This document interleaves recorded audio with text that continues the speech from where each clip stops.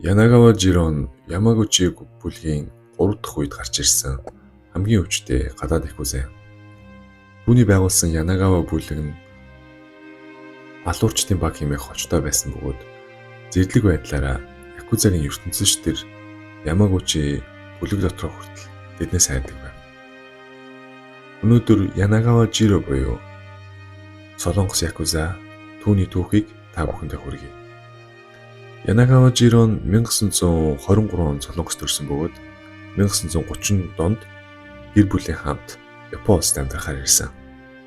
Дайны дараа гэр бүлээрээ Солонгос руу буцах төлөвлөгөөтэй байсан ч буцах үедээ тухайн газрын гэмт бүлээлтэд зодон хийж баривчлагдсанаар гэр бүл нь түүнийг орхиж Солонгос руу явдаг.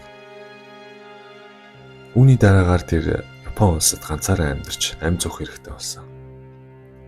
Насан туршид тэр шууд эд бүлгийн гишүүн болсон. Дараа нь толгойлогч нь болсон байна. Тэдний бүлгийн мөнгө олох арга нь энгийн нэг худалдаа наймаа биш байсан бөгөөд өөр якузагийн бүлгүүдийг дээрэмдэж мөнгийг нь булаадаг байсан байна. Нэгэн удаа тэдний дээрэмдэхээр шийдсэн бүлэг нь 200 орчим гишүүнтэй Кито якузагийн бүлэг байв. 200 орчим гишүүнтэй том якузагийн бүлэг байсан бөгөөд мансууруулах бодис худалдаалдаг тийм якузагийн бүлэг байв. Янагава бүлэг нь мансууруулах бодис худалдаалдаг цэгийг нь хөнлөн дээрэмдсэн байна. Бүх мөнгийг нь аваад явсан. Янагавагийн бүлэг цөөхөн хүнтэй энэ хэргийг амжилттай болгосон байна. Гэвч Кито якузагийн бүлэг үүнийг хараад зүгээр суухгүй нь ойлгомжтой. Хэргийн дараа Янагава бүлгийн хүмүүсийг олохыг тушаасан. Гудамжаас мэдээлэл цуглуулж хүн бүрийг хайж эхлэв. 1958 оны хавар Янагава бүлгийн Акира гэх залуу Нишинаригийн уушин газар байна гэж мэдээлэл ирсэн. Кито якузагийн бүлгийн 5 залуу түүнийг байхаар явсан бөгөөд уушин газар 5-ын эсрэг 1 нүүр тулсан байна. 5 хүний эсрэг ганцаараа тул яах ч аргагүй байдалд орж зодуулсаар тэдний олзны хүн болов. Энэ мэдээ удахгүй Янагавагийн чихэнд хүрсэн бөгөөд бүлгийн залуучууд яаралтай очиж туслая гэж хэлсэн боловч Янагава нь яаралгүйгээр уцны эзэс хөдөлгөөр шийдэв. Өөр якузагийн бүлгийг хамруулан 3 талд хилцээр хийх гэж оролдсон боловч тэр нь бүтлгөөдөв. Ингэснээр тэр эсвэр алдан 2 сарын 10-ны өдөр Китай якузагийн бүлэг рүү дайрахаар шийдэв. Өөрийн бүлгийн гишүүд болох 7 хүнд угаасаа алдах юм зөвхөн бидний амь нас шүү дээ. Бүгдээрээ үхцгээе гэж хэлсэн байна. Сэлэм хутга гэх мэт хэрэгслээ бэлдэн Кито бүлгийн байрны гадаа ирэв. Тэднийг ирэхийг мэдсэн Кито бүлгийн залуучууд араасаа гарч ирсээр байв. Янагава бүлэг нь 8 хүн, Кито бүлэг нь 100 залуустай байв.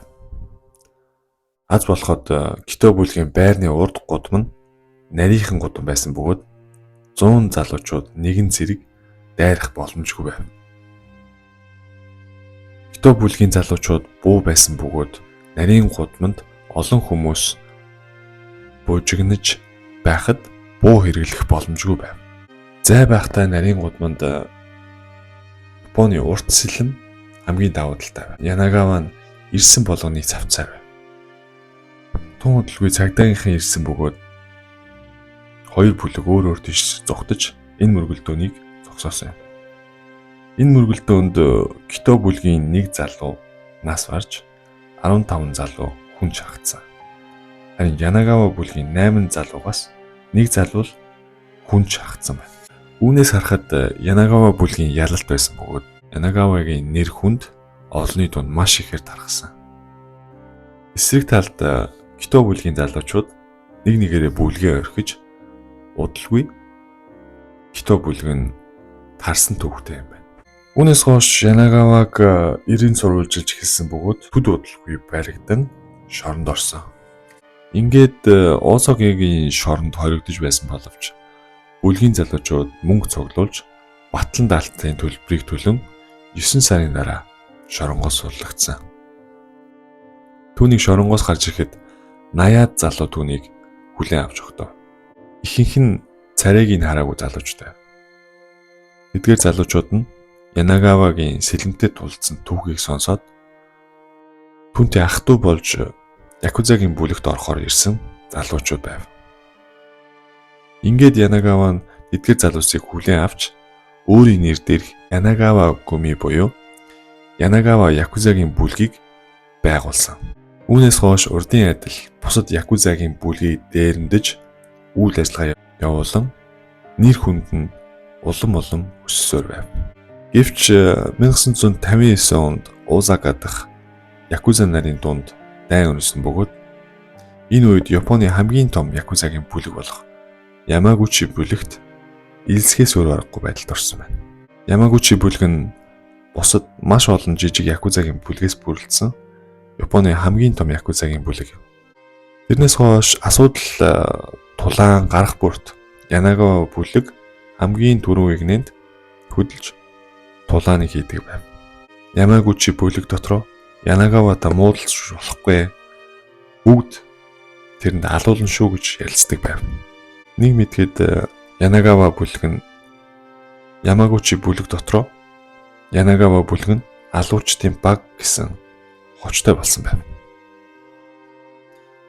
Янагава бүлэг нь Японы Хоккайдо, Окинава зэрэг газруудад үйл ажиллагаа явуулсан бөгөөд 2800 орчим бүлгийн гишүүнтэй болж өссөн. Гэвч 1964 онд түүнийг олон давхар хэрэгт буруутган 7 жил хорих ял өгсөн. Тухайн үед Якузагийн бүлгийн эсрэг цагдаагийн газраас маш хүчтэй үйл ажиллагаа явуулж байв. Цагдаагийн газрын дарамт шахалтаар Янагава Якузагийн бүлэг нь таарсан байна.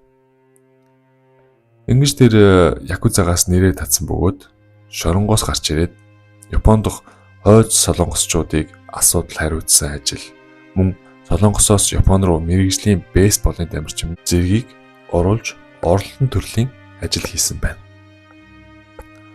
Янагава Жирон 1991 онд хүчний улмаар хорвоо өргөсөн.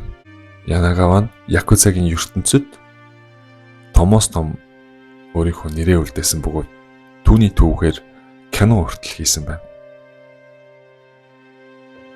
Япон дахь Якузагийн түүхэнд гадаад Якуза нэрээр үлдсэн Солонгос Якуза. Түүний түүхийг өнөөдөр та бүхэнтэйгээ хуваалцлаа. Үзэнд баярлалаа залуусаа.